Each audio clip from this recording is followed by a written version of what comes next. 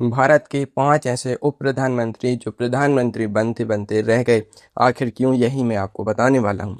Number 5 पर आते हैं लाल कृष्ण आडवाणी जी। भारतीय राजनीति के वो लौह पुरुष 2.0 जिन्हें दुनिया पीएम इन वेटिंग के नाम से याद रखती है।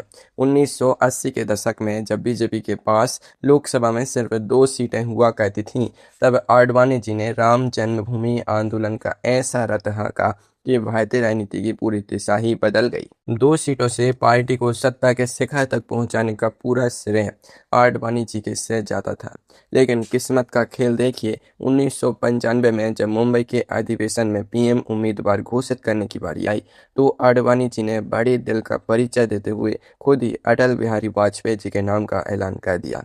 उन्होंने सोचा था कि अटल जी के बाद अगला नंबर तो अब नहीं है।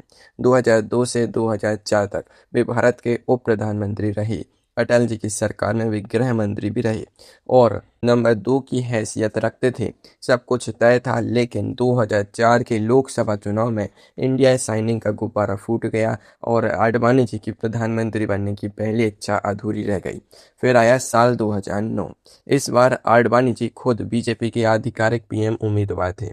उन्होंने पूरे देश में धुआंधार प्रचार किया, लेकिन जनता ने एक बार फिर मनमोहन सिंह जी पर भरोसा जताया और आडवाणी जी फिर से विपक्ष में ही बैठे रह गए। लेकिन रुकिए, क्या आपको लगता है कि सिर्फ चुनावों में हार ने उनका खेल बिगाड़ा? असली दांव तो 2013-14 में खेला गया, जब पार्टी के अंदर से नरेंद्र मोदी जी की आंधी उठी, तो आडवाणी जी के हाथ से पीएम बनने का आखिरी मौका भी रेत की तरह फिसल गया। जिस इंसान ने अपनी पूरी जिंदगी पार्टी का ढांचा खड़ा करने में लगा दी, उससे आखिर में मार्गदर्शक मंडल का टिकट थमा दिया गया। आडवाणी जी देश के सबसे कद्दावर नेताओं में गिने जाते रहे, पर प्रधानमंत्री पद की कुर्सी उनके लिए हमेशा इंतजार की सूची में ही सिमट कर रह गई। नंबर 4 पर आते हैं चौधरी देवी लाल जी। हरियाणा के ताऊ चौधरी देवी लाल जी की कहानी राजनीति का सबसे अजीब और दिलचस्प किस्सा है। आज के जमाने में नेता एक अदद पार्षद की टिकट के लिए अपनी ही पार्टी में आग लगा देते हैं, पर ताऊ देवीलाल जी ने देश के प्रधानमंत्री की गद्दी को यूं ठुकरा दिया था जैसे ढाबे पर कोई बची हुई चाय ठुकरा देता है। साल 1989 का दौर याद करिए। बोफोर्स घोटाले के तूफान में राजीव गांधी जी की सरकार उड़ चुकी थी। जनता दल और नेशनल फ्रंट मिलकर सरकार बनाने जा रहे थे। 1989 में जब सर्वसम्मति से संसदीय दल की बैठक बुलाई गई, तो ताऊ देवीलाल जी को आधिकारिक तौर पर भारत का नया प्रधानमंत्री चुन लिया गया था। हाल तालियों की गड़गड़ाहट से गूंज उठा था, लेकिन इसके ठीक 2 मिनट बाद जो हुआ, उसने पूरे देश का सिर चकरा दिया। ताऊ देवीलाल जी ने अपनी कुर्सी से खड़े हुए और अपनी रोबेली आवाज में बोले, मैं बुजुर्ग हूँ, मुझे सब ताऊ कहते हैं, मुझे राजा नहीं बनना, मुझे तो राजा बनाने वाला बनना है। और इतना कहते ही उन्होंने देश की सबसे शक्तिशाली कुर्सी की चाबी बीपी सिंह जी के हाथ में सौंप दी। वे खुद उप प्रधानमंत्री बन गए। लेकिन क्या ताऊ जी ने यह फैसला सिर्फ अपनी मर्जी से लिया था? जरा ठहरिए, इसके पीछे की अंदरूनी गुटबाजी का सच तो इससे भी ज्यादा कड़वा है। बीपी सिंह जी ने प्रधानमंत्री बनते ही ऐसी चाल चली कि कुछ ही महीनों में ताऊ जी को अपनी ही सरकार के खिलाफ बगावत का झंडा बुलंद करना पड़ा। बीपी सिंह जी ने मंडल कमीशन का कार्ड खेल दिया और ताऊ जी की किसान राजनीति की ओर किनारे लगा दिया। 1990 में ताऊ जी को उप पीएम पद से हटा दिया गया। हालांकि बाद में चंद्रशेखर जी की सरकार में वे दोबारा उप प्रधानमंत्री बने, लेकिन बाद में खुद ताऊ जी को भी इस बात का मलाल रहा कि उन्होंने बीपी सिंह जी पर भरोसा करके अपनी जिंदगी की सबसे बड़ी सियासी भूल कर दी थी। नंबर 3 पर आते हैं यशवंत राव चव्हाण जी। महाराष्ट्र की राजनीति के सबसे बड़े चाणक्य कहे जाने वाले यशवंत राव चव्हाण जी की कहानी दिल्ली के पावर कॉरिडोर का वो पन्ना है जिसे बहुत से लोग भूल चुके हैं। यशवंत राव चव्हाण जी कोई छोटे मोटे नेता नहीं थे। नेहरू जी के दौर से लेकर इंदिरा जी के शासन तक वे देश के गृह मंत्री, रक्षा मंत्री और वित्त मंत्री जैसे सबसे भारी भरकम मंत्रालयों की जिम्मेदारी संभाल चुके थे। जब 1962 में चीन युद्ध के बाद देश का मनोबल टूटा हुआ था, तब नेहरू जी उन्हें महाराष्ट्र से दिल्ली लाए थे और रक्षा मंत्रालय सौंपा था। लेकिन 1979 की राजनीति ऐसी थी जैसे कोई कुर्सी दौड़ का खेल चल रहा हो। जब मोरारजी देसाई जी की जनता पार्टी सरकार अंदरूनी कलह के कारण ताश के पत्तों की तरह ढह रही थी, तब यशवंतराव चव्हाण जी कांग्रेस उर्स गुट से सबसे बड़े नेता थे। चौधरी चरण सिंह जी ने मोरारजी देसाई जी की पीठ में खंजर घोंपा और सरकार बनाने के लिए चव्हाण जी से हाथ मिला लिया। यशवंतराव चव्हाण जी ने इस नई सरकार में उप प्रधानमंत्री का पद मिला। यशवंतराव चव्हाण जी को इस नई सरकार में उप प्रधानमंत्री का पद दिया गया। लेकिन किस्मत का क्रूर मजाक देखिए, जिस कुर्सी के लिए उन्होंने इतना बड़ा सियासी जोखिम उठाया था, उस कुर्सी की पॉलिश भी नहीं सूख पाई थी।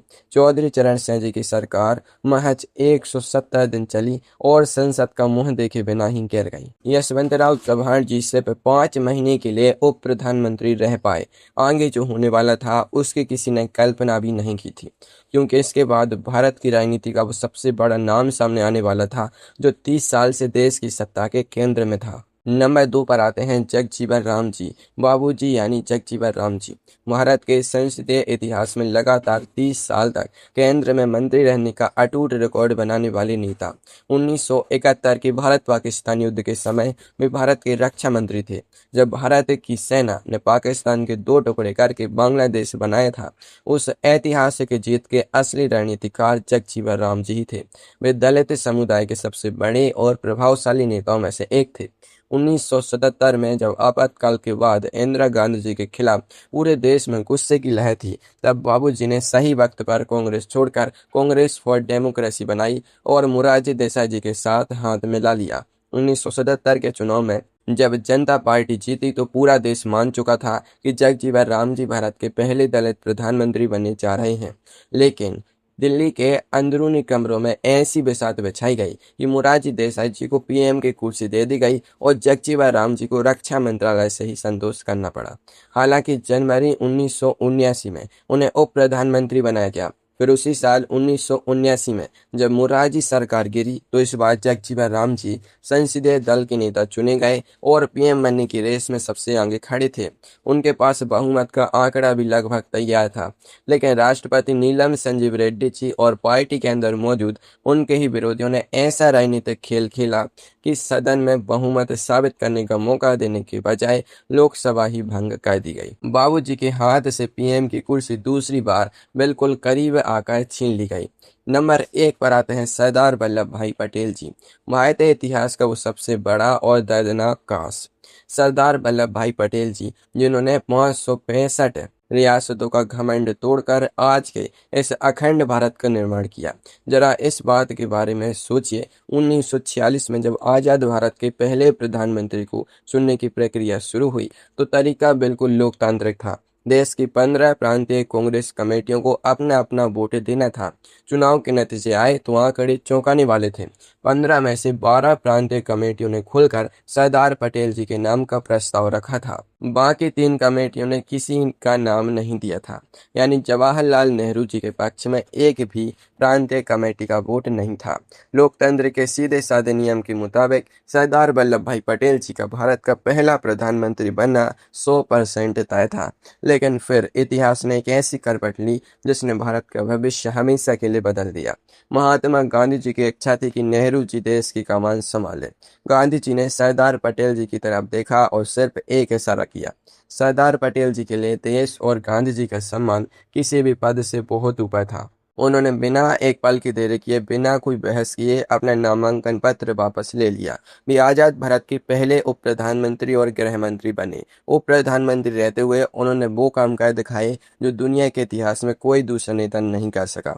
उन्होंने पूरे देश को एक सूत्र में पिरोया, लेकिन खुद प्रधानमंत्री की कुर्सी से हमेशा के लिए दूर रह गए। सोचिए, अगर 1947 में सरदार पटेल जी भारत के पहले प्रधानमंत्री बने होते तो आज कश्मीर का मुद्दा, चीन की सीमा का विवाद और भारत की अर्थव्यवस्था किस मुकाम पर होती।